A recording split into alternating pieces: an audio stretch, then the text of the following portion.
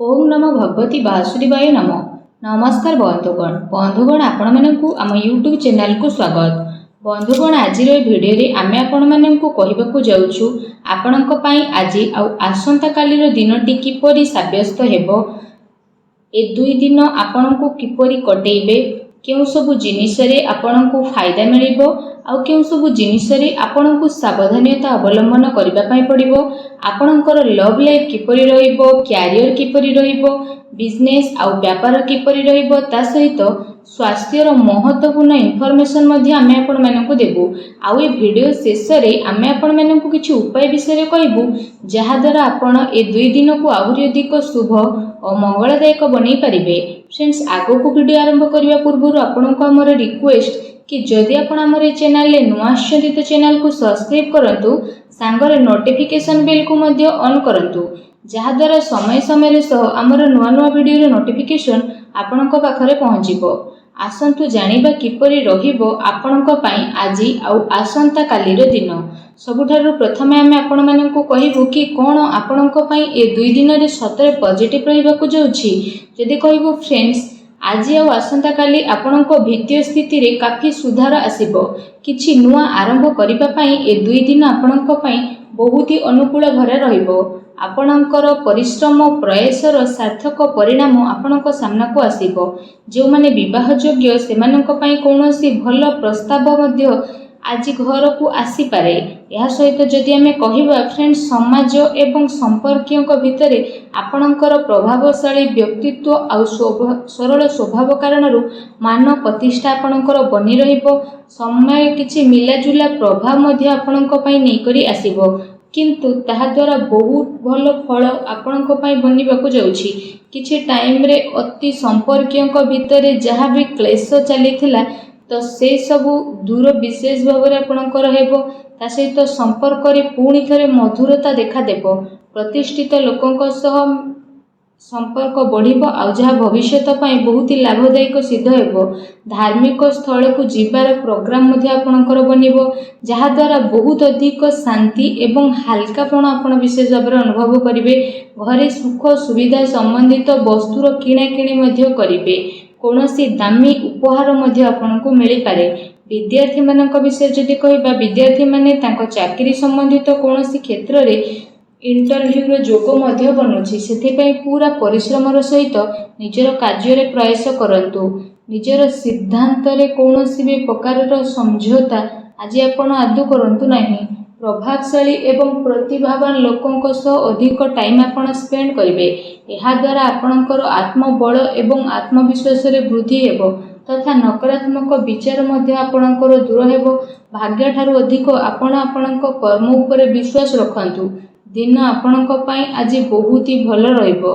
आसंतु जानिबा आपणक पई कोन नेगेटिव रहिबो।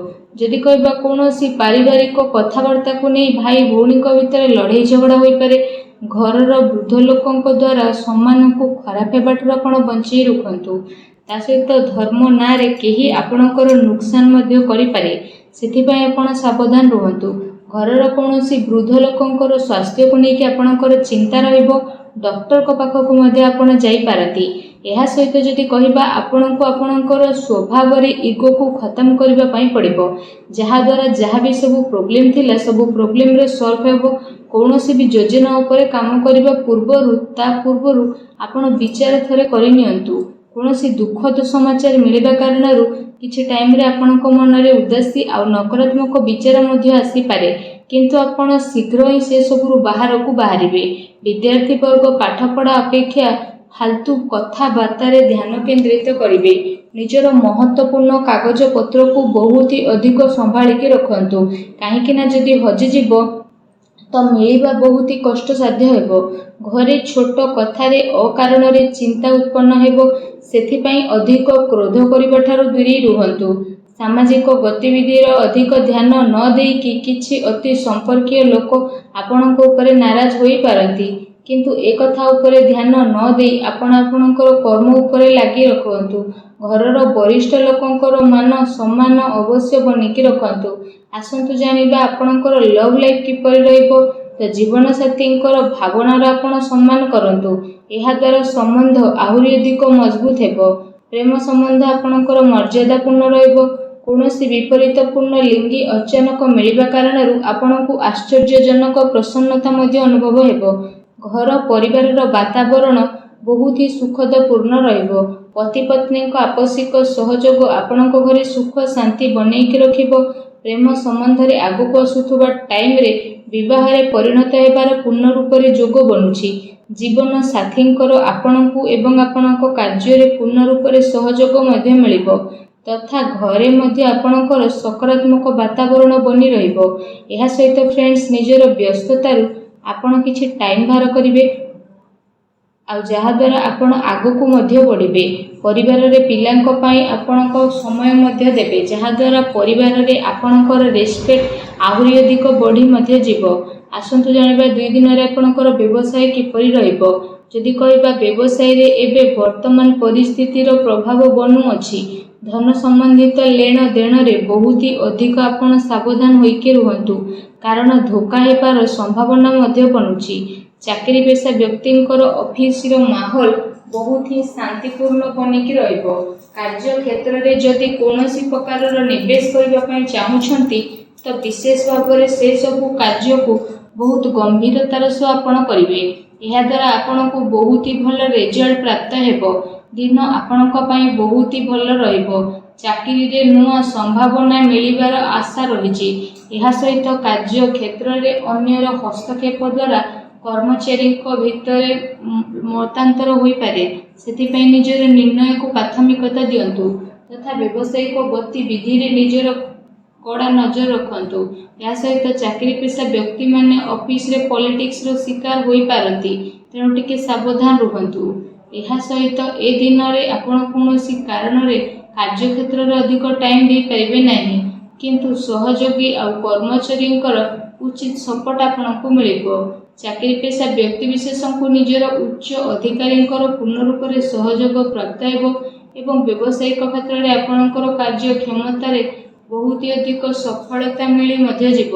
ସେଥିପାଇଁ ପ୍ରତ୍ୟେକ କାର୍ଯ୍ୟକୁ ଆପଣ ବିଶେଷ ଭାବରେ ବହୁତ ଗମ୍ଭୀରତାର ସହ କରନ୍ତୁ।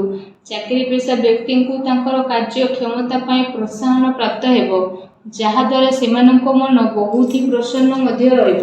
ଆସନ୍ତୁ ଜାଣିବା ଆପଣଙ୍କର ସ୍ୱାସ୍ଥ୍ୟ କିପରି ରହିବ। ଯଦି କହିବେ 2 ଦିନରେ ଆପଣଙ୍କ ସ୍ୱାସ୍ଥ୍ୟ ବହୁତ ହି ଉତ୍ତମ ରହିବ ତଥା ଆପଣ ଊର୍ଜାରେ ଭରପୁର ରହିବେ। ଆପଣ ନିଜେ ନିଜକୁ କାଫି ସୁଖୀ ଆଉ ଚିନ୍ତାମୁକ୍ତ ମଧ୍ୟ ଅନୁଭବ କରିବେ। ତା ସହିତ ଏ ଦିନର ସମୟ ସ୍ୱାସ୍ଥ୍ୟ ଦୃଷ୍ଟିରୁ ବହୁତ ହି ଭଲ ସମୟ ରହିବାକୁ ଯାଉଛି।